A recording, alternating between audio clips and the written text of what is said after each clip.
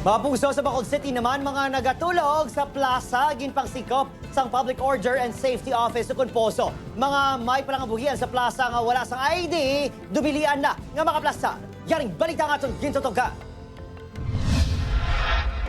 Kasunod sang gamo nga natabo sa sulod sang plaza sa Bacolod City kung saan napatay ang isa ka manikurista matapos ginbuno sa nagligad nga semana. Nagpatigayon sa clearing operation ng Public Order and Safety Office kag City Legal Enforcement Team. We will not allow that kind of attitude. No? Dapat kayuhon na din plaza. I-establish nato ng order. Kung sino lang ang authorized ng mga vendors, amo lang. Naglabo sa 20 ka persona nga nagatulog sa plaza ang ginpangkuha sa LGU. Hindi man pagpahanugutan nga magplastar sa plaza ang mga wala sang ID o kung hindi miyembro sa Bacolod City Public Plaza Manicurist Massage Therapist and Shoemakers Association. Matipon ta sila kag hindi sila magbinastos diri sa plaza.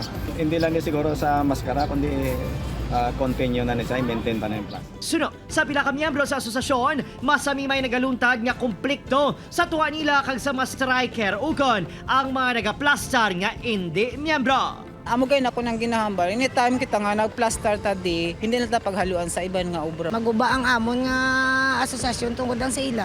Depensa naman sa mga hindi katapo sa asosasyon.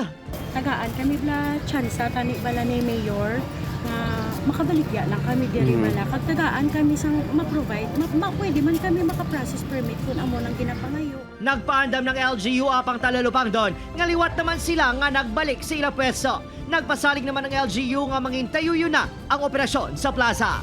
Opon, Kiril Casillo, Adrian Priatos, One Western Visayas.